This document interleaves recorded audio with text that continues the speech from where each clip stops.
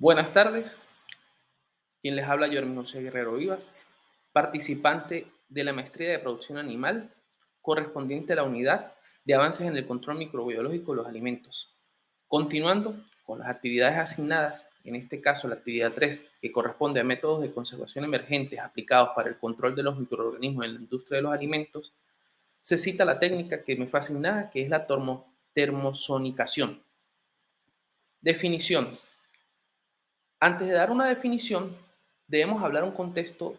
debe hablar un contexto histórico, el cual hace referencia a que en las últimas décadas la demanda y exigencia por parte de usuarios y consumidores con respecto al tipo de productos que adquieren y que consumen ha sido elevada.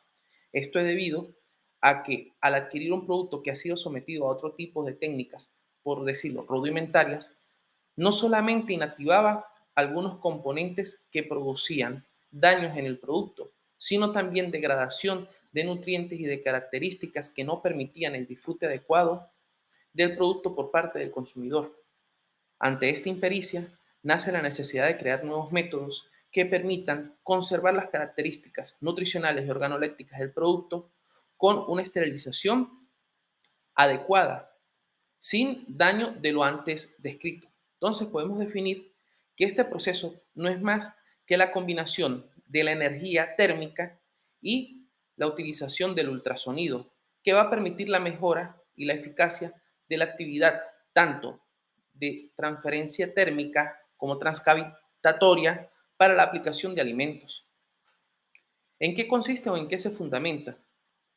Nada más se va a fundamentar en que va a haber un calentamiento o una selección térmica selectiva, valga la redundancia, con temperaturas que oscilan entre 37 y 75 grados en un menor límite de tiempo, con el uso de frecuencias de 20 que oscila entre 20 y 10 kHz, la cual va a evitar cambios indeseables en las características nutricionales y organolépticas del alimento y va a favorecer la inactivación de algunos procesos que conllevan a la oxidación y a la descomposición del producto, en este caso a procesos enzimáticos y procesos bacterianos, los cuales pueden ser aplicados en algunos alimentos que se van a citar, como son en frutas o en vegetales que se usan para la obtención de néctares, jugos y bebidas, así como de derivados lácteos. Con respecto a los efectos de este tipo de procedimiento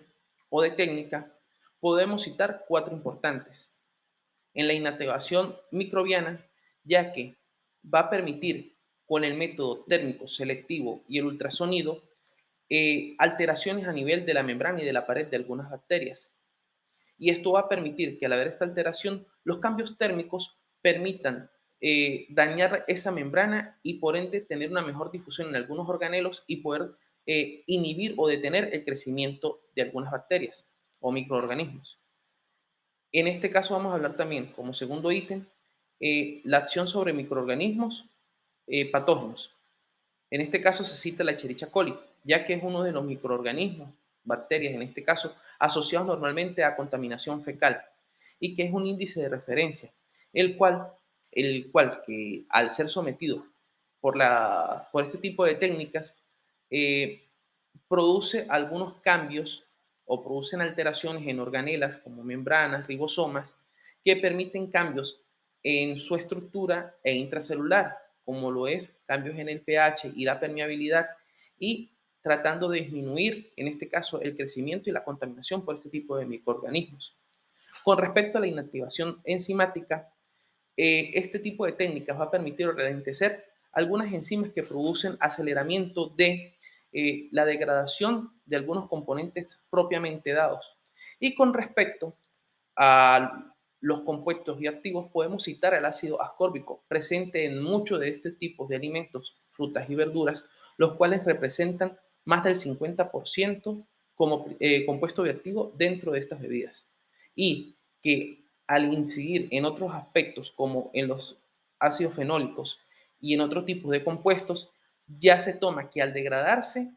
pierde una vida útil y por ende este tipo de técnicas trata de preservar en más del 50% para evitar esa pérdida de principios bioactivos que permiten mantener la calidad del producto.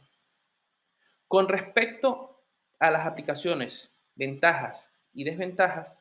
citamos que las desventajas son escasas o nulas. Solamente visten algunos tipos de bacterias que son muy termosensibles y no son tan fáciles de ser destruidas por este tipo de método. Sin embargo, al ser una técnica novedosa y viable, pues aumenta la tasa de inactivación de muchos microorganismos y también enzimático propio de los procesos de fabricación de los alimentos.